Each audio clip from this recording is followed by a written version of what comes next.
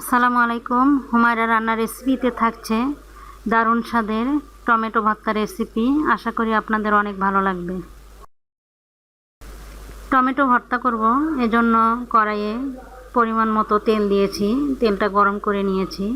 এরপর কেটে রাখা টমেটোগুলো দিয়ে দিচ্ছি। আমি একটা টমেটো 2 ভাগ করে কেটে নিয়েছি আর সবগুলো দিয়েছি।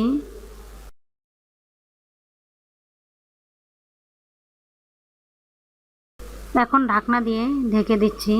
কম তাপে রান্না করে নেব। কিছুক্ষণ পর ঢাকনা তুলে নিচ্ছি।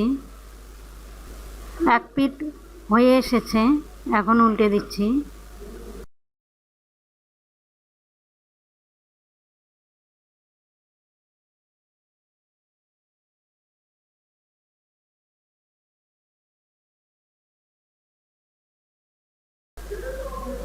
সবগুলো উল্টে দিয়েছি, এখন ঢাকনা দিয়ে ঢেকে দিচ্ছি।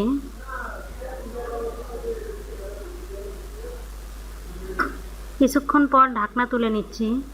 দেখতেই পাচ্ছেন টমেটো থেকে অনেকটাই পানি ছেড়ে দিয়েছে। এখন নাড়াচাড়া করে শুকনো শুকনো করে ভেজে নেব।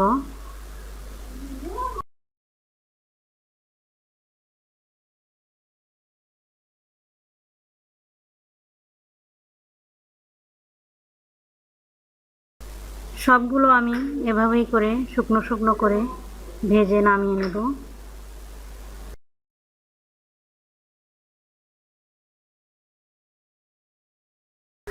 কড়াইয়ে আরও কিছুটা তেল দিয়ে দিচ্ছি আর কয়েকটা শুকনো মরিচ ভেজে নেব।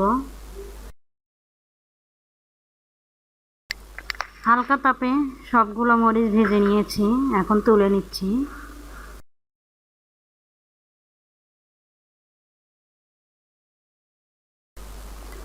ভর্তা তৈরি করব, এজন্য এখানে কয়েকটা শুকনো মরিচ নিয়েছি, সাথে হাফ কাপ পেঁয়াজ কুচি নিয়েছি, কয়েকটা রসুন, এক টুকরা আদা।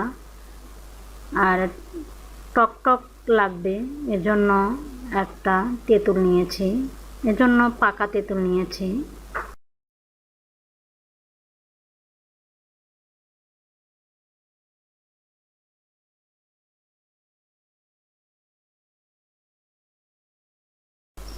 আদার টুকরো আর রসুন কয়টা থেতো করে নেব।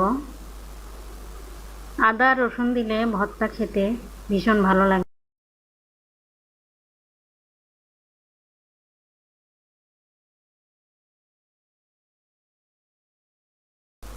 রসুন আর আদা থেতো করে নিয়েছি, একটু দানা দানা থাকবে, একবারে মিহি করা যাবে না।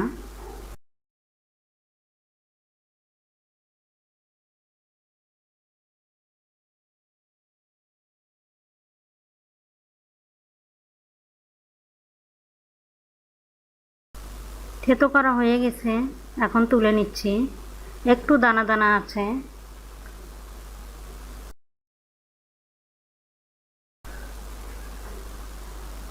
আর এটা আমি নিয়েছি পাকা তেঁতুল টকের জন্য।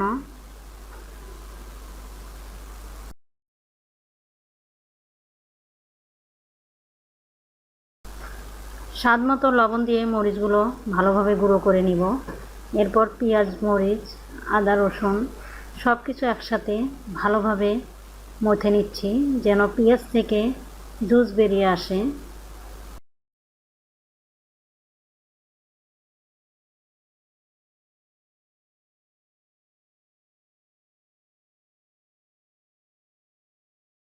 এরপর সরিষার তেল দিয়ে দিচ্ছি, দিয়ে আবারও সব কিছু ভালোভাবে মেখে নিচ্ছি।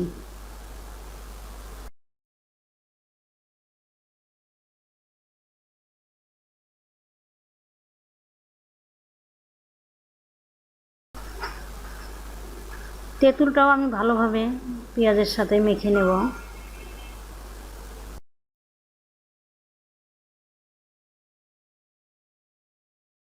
এরপর প্রথমে টমেটোর স্কিনগুলো ফেলে নিচ্ছি। স্কিন সহ ভর্তা বানালে খেতে আমার কাছে ভালো লাগে না, এজন্য আগে স্কিন ফেলে নিচ্ছি। এখন সব কিছু আবারও ভালোভাবে মেখে নিচ্ছি। এই এভাবেই করে আপনারা যদি টমেটো ভর্তা তৈরি করেন, গরম ভাতে খেতে খুবই টেস্টি, অবশ্যই ট্রাই করবেন।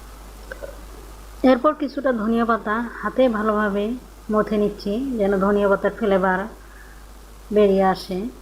এখন সব কিছু আবারও মেখে নিচ্ছি।